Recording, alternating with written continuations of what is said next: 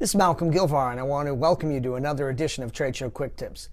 Today we're going to embark on a two-part series on preparing and executing an integrated strategic marketing campaign.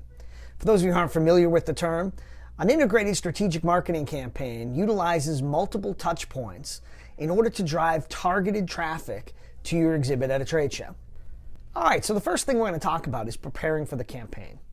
The first thing you have to do with your team is set goals for what you are trying to accomplish at the event. Is it to get leads? Is it to meet existing customers? Is it to find new distribution? Whatever it is, what you do next will depend upon what those goals are. For many of us, getting leads is the number one thing that we're going to be doing at a show.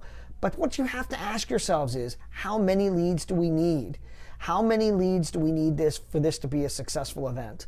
For some of us, if we were to get 10 A leads as a result of a strategic marketing campaign, it would be hugely successful. Well, if we can depend upon maybe a 10 to 15% return from a strategic marketing campaign, then our list, of course, will be about 100 names.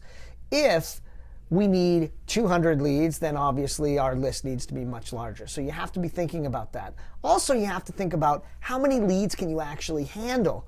If you're at a 10 by 10 exhibit, you're not going to be able to handle 100 leads above and beyond everyone else is going to be at the show. And lastly, what you have to make sure that you're thinking about in terms of your goals and objectives is, what do you want the audience to know about you and your company? Get with your marketing team, develop a strategy, because this will drive the creative on the project when you can figure out what are your number one and number two value propositions, and what is it that is going to be compelling to your audience. The next thing you have to do is develop and verify a list of companies and prospects that you're not doing business with today that you want to be doing business with. Now, keep in mind again how many leads you can handle, because that'll determine how large this list gets.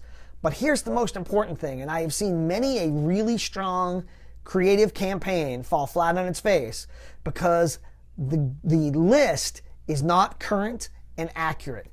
Make sure your sales team vets this list and goes through and creates a list that is both accurate from an address standpoint, an email address standpoint, and a name standpoint.